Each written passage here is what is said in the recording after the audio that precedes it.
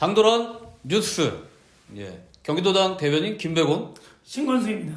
오늘은 우리 당원들은 잘 알고 진보 진영에서는 잘 아는데 국민들은 잘 모릅니다. 언론화 되기 전까지는 잘 모르고. 근데 막상 진행되고 나면 보수 언론이고 진보 언론이고 모두 떠들썩한 집회가 있습니다. 바로 이석기 의원 석방대회인데요. 진보당은 이번 이석기 의원 석방대회 준비위원회에 참여를 하고 있습니다. 이석기 의원 구명위에서는 이번 대회가 마지막이다라고 하는 의미로 대회를 준비를 하고 있어요. 그래서 첫 번째로는 궁금한 내용이 있어요. 마지막이다. 이게 진짜 마지막이냐?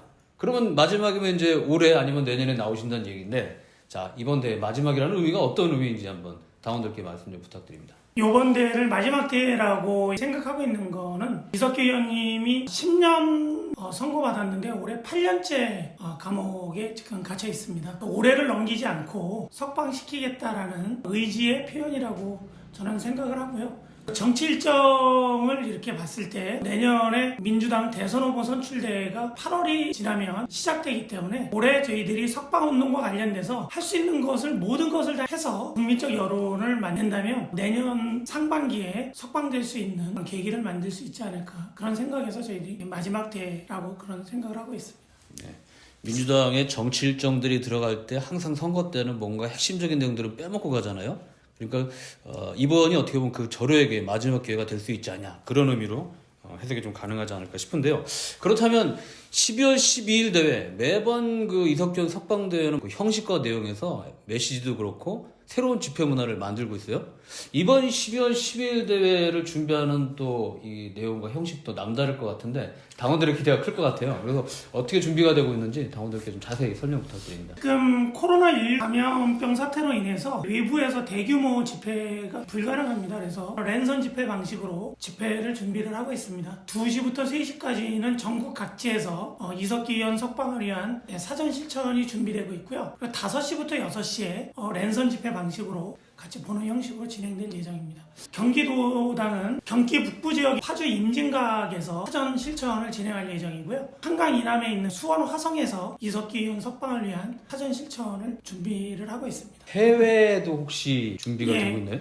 이석기 의원 구명 해외위원회에서 독일, 프랑스 등 유럽이나 세계 곳곳에서 준비를 하고 있는 것으로 알고 있습니다. 프랑스의 랜드마크는 에펠탑이니까 아마 에펠탑에서도 이석기 의원 석방에 깃발이 나부끼지 않을까? 그런데 여기서 한 가지 좀 더 여쭤보고 싶은 거는 진보당은 이석기 의원 석방대회에 전력을 기울이고 있어요. 특히 일반적인 양심부 석방과는 좀 다른 의미로 다가오고 있는 것 같아요. 그래서 진보당이, 특히 이제 경기도당이 이석기 의원 석방대회에 이렇게 총력을 기울이고 있는 이유라 그럴까요? 그 정치적 의미는 어떤 게 있을까요? 진보당은 국가보안법 폐지, 양심수 석방이 창당 때부터 해서 일관된 당의 입장이었었고요. 이석기 의원은 대표적인 그런 정치 탄압에 의한 희생자이기 때문에 석방대회에 집중하는 것은 당연한 일이라고 저희는 생각을 합니다. 특히나 이석기 의원 내라는 조작 사건에 의해서 구속이 됐고 후속으로 진보정당이 해산이 됐기 때문에 이석기 의원이 사면복권돼서 나오는 것은 진보정당에 들씌워져 있던 종북 프레임 깨는 의미를 가지고 있다고 생각을 하고, 그렇기 때문에 진보당의 정치적인 활로를 여는 데 있어서 이석기 의원 석방은 대단히 중요하다고 생각을 합니다.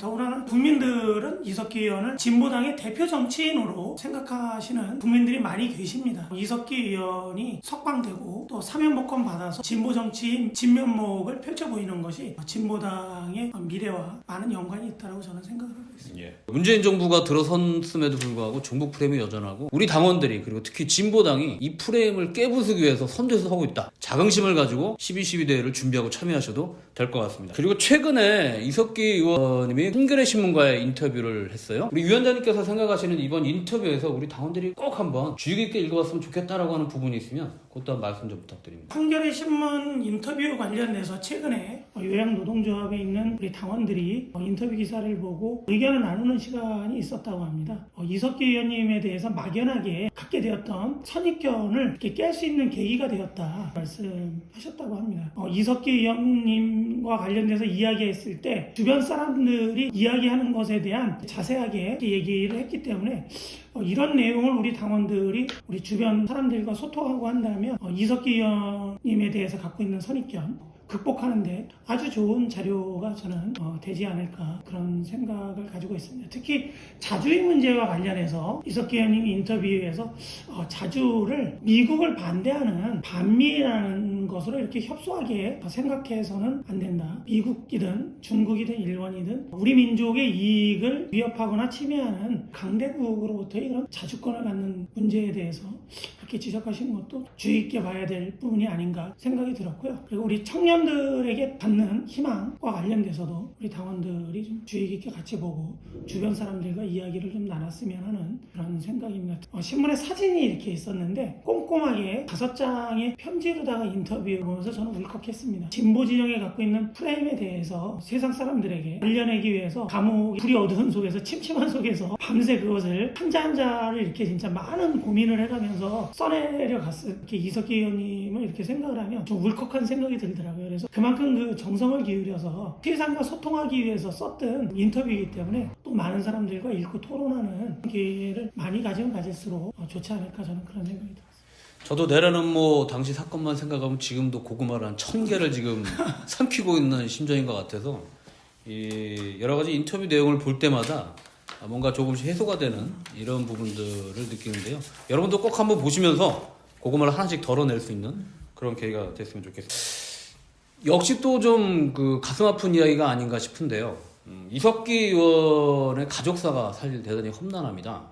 1990년대에 민중운동을 시작하면서 수배 생활을 하고 그 와중에 어머님이 암으로 돌아가셨고요. 그리고 수배 생활에 생활비를 지원했다고 하는 이유로 넷째 누님이시죠. 넷째 누님께서 군무원에서 고위 군무원으로 알고 있는데요. 군무원에서 정직 처분을 당하셨죠. 그래서 이제 법원 투쟁을 하던 과정에서 물론 승소는 했는데 그 후유증으로 인해서 역시 또 세상과 이별을 하셨습니다. 그런데 이석기 의원이 이렇게 또 감옥에 들어간 이후 석방을 촉구하면서 1000일 넘게 청와대 앞에서 농성을 했었던 셋째 누님 이경진 선생님께서 지금 암 투병 중에 있으세요. 대단히 가슴 아픈 소식이 아닐 수 없는데 이경진 선생님이 지금 좀 근황이 좀 어떠신지 이걸 좀 말씀 좀 부탁드리겠습니다. 희귀암 판정을 받으시고 큰 수술을 하셨습니다. 그래서 목소리를 낼 수가 없는 상태가 놓여서 대화는 이제 필담으로 주로 하시고 식도를 제거했기 때문에 음식물을 먹는데 상당히 어려움이 있는 것으로 알고 있습니다. 그런데 최근에는 희귀암이 또 폐로 전이가 돼갖고 상당히 지금 위중한 상태에 놓여 있습니다. 지금 치료할 수 있는 방법은 절개하는 수술은 불가능하고요. 표적 항암 치료를 결정하셔서 표적 항암 치료를 시작을 하셨습니다. 그리고 표적 항암 치료는 또 상당히 고가의 치료 방법이기 때문에 많은 분들이 관심을 갖고 함께 해주셨으면 좋겠다 그런 말씀도 드립니다. 네. 동생을 보기 전까지는 절대 눈을 감을 수 없다고 이제 이렇게 말씀을 해주셨는데 그 절절한 마음이랄까요? 이런 게 당원 여러분들도 함께 그 마음을 좀 이해 충분히 하실 거라는 생각이 들고요. 관심을 가져주시고 케어를 함께 빌려주시면 감사하겠습니다. 마지막 그 질문을 좀 드리겠는데 여러분들도 굉장히 궁금해하실 것 같아요. 저도 궁금하고 다 궁금하신 내용이죠. 최근에 이제 언론을 통해서 오늘자 보니까 동아일보에서도 기사가 나왔던데 이석기 의원의 그 연말 연초 특별 사면 관련된 언론 소식들이 계속 이렇게 나오고 있습니다.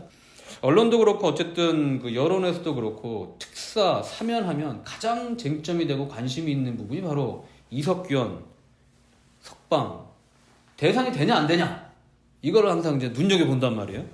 그래서 어떻습니까? 위원장님 보시기에 연말 연초 이석기 의원님의 사면 복권 가능성은 어떻다고 좀 보시는지 예언가는 아니시고 점쟁이는 아니시겠지만 그래도 한번 좀 우리 당원들에게 좀 가능성이 어떤지 한번 좀 말씀 부탁드립니다.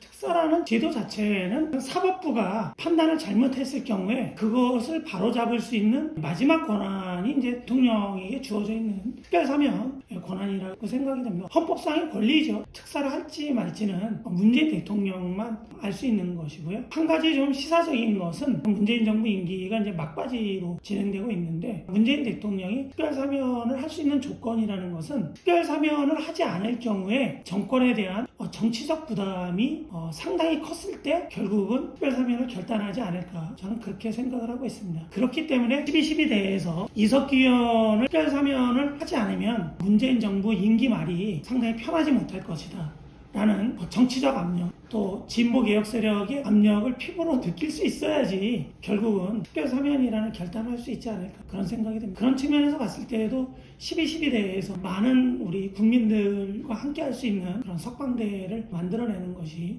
저는 중요하지 않을까 그렇게 생각하고 있습니다. 네. 네, 이제 조금 전에 우리 신광수 위원장님도 얘기하셨지만 결국은 여러분들이 문재인 정부의 부담이 되셔야 됩니다.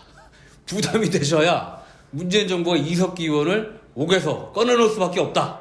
이게 오늘의 결론인 것 같아요. 얼만큼 부담을 줄 거냐? 그게 이제 12월 12일 대회에서 여러분들이 엄청난 부담을 함께 주셔야 된다. 오늘의 좀 결론이 아닐까 싶습니다. 예. 예. 이것으로 12월 12일 대회 우리 당원 여러분이 이제 손에 우리 당원들이 주변 분들과 함께 12월 12일 대회 꼭 참여해 주시기 바랍니다. 예, 지금까지 당돌한 뉴스 진보당 경기도당 대변인 김백원 위원장 신건수였습니다. 예.